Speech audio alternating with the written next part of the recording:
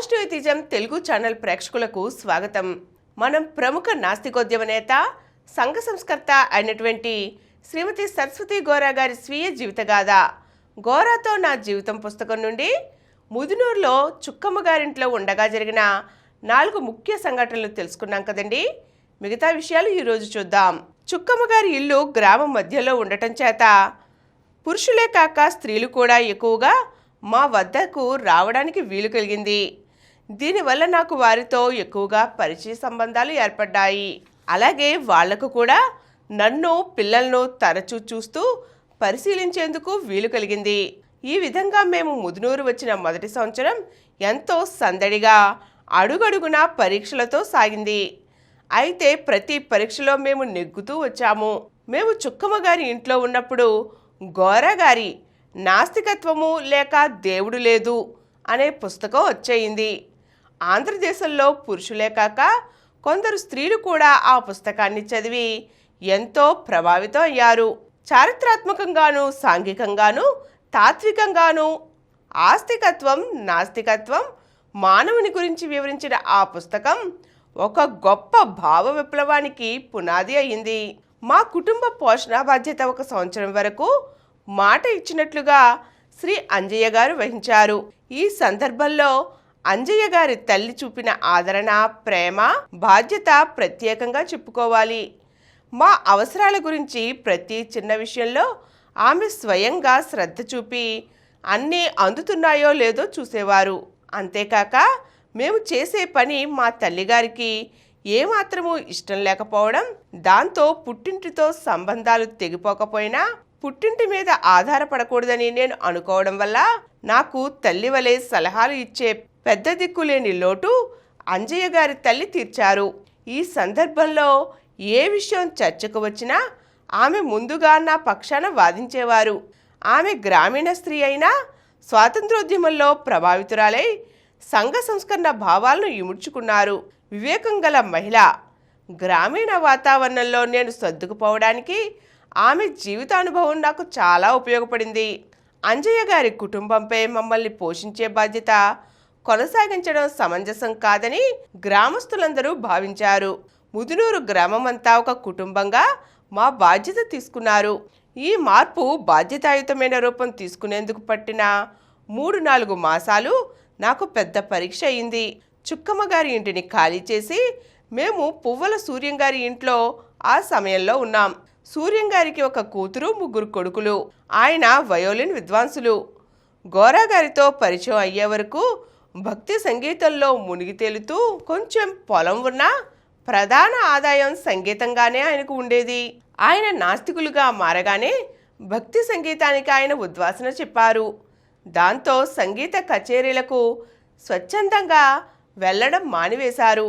గోరా గారు ఆయన కలిసి కొన్ని నాస్తిక కీర్తనలు వ్రాసినా నాటికి నేటికి నాస్తిక కీర్తనల కచేరీలు సంగీత సభలుగా మారలేదు కదా.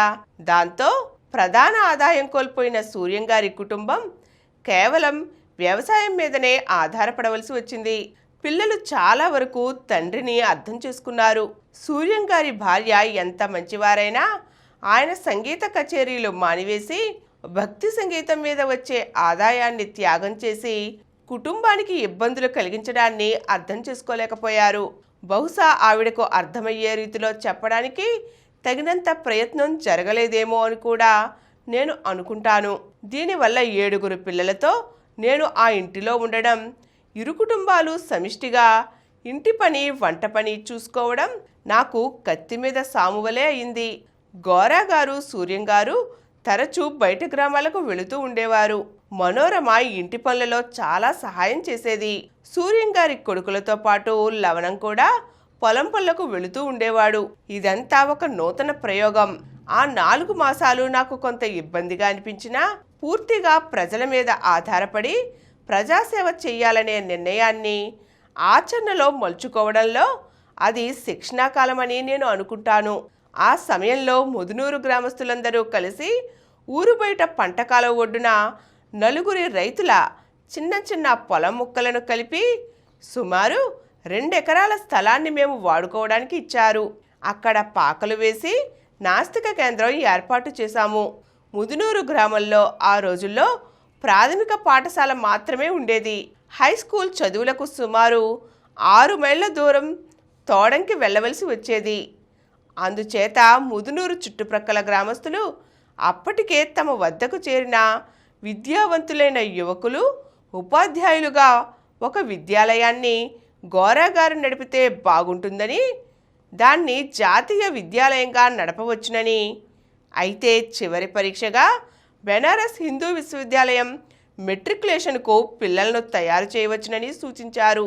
పిల్లల నుంచి కొంత ఫీజు తీసుకుంటే కొంత తోడ్పడుతుందని గ్రామస్తులు భావించారు. స్కూలుతో పాటు హాస్టల్ కూడా నడిపినట్లయితే దూర గ్రామాల పిల్లలు వచ్చి చదువుకోవడానికి వీలుంటుందని భావించారు. ఇది గ్రామస్తులందరూ కలిసి చేసిన సమిష్టి నిర్ణయం కనుక చాలా త్వరగా ఏర్పాట్లు జరిగిపోయాయి. 1942 ప్రారంభానికి గోరాగారి వద్దకు ప్రముఖంగా 2 యువకులు వచ్చారు. మొదటివారు దాసు రామస్వామి గారు, రెండవ వారు కాళే నాగేశ్వరరావు గారు. ఈయన తన పేరును తరువాత కానాగా మార్చుకొని ఆ పేరుతోనే ప్రచారమయ్యారు. ఈరోజు మనం ముదునూరులో ఉండగా సరస్వతి గోరా గారి జీవితంలో జరిగిన కొన్ని ముఖ్య సంఘటనలు చూసాం కదండి. మరిన్ని అంశాలను మనం వచ్చే ఎపిసోడ్లో చూద్దాం. ఈ కార్యక్రమం మీకు ఎంతో నచ్చింది కదా.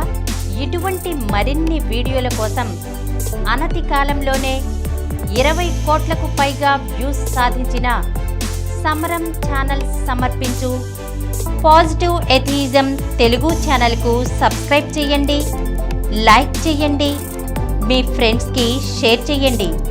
అలాగే ప్రక్కనున్న గంట సింబల్ని ప్రెస్ చేయడం మర్చిపోకండి.